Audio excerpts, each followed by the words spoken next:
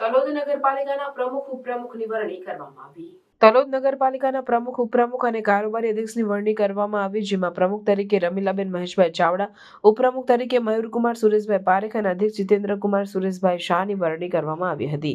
જે બદલ ગુજરાત પ્રદેશ ભારતીય જનતા પાર્ટી કારોબારી, જિલ્લા ભારતીય જનતા પાર્ટી કારોબારી, લોકલાડીલા સાંસદ શોભનાબેન મહેન્દ્રસિંહ બારૈયા, પ્રાંતિજ તલોદના લોકલાડીલા ધારાસભ્ય ગજેન્દ્રસિંહ પરમાર અને તલોદ અને શહેર ભારતીય જનતા પાર્ટી કારોબારી અને કાર્યકર્તાઓનો આભાર વ્યક્ત કરવામાં આવ્યો હતો.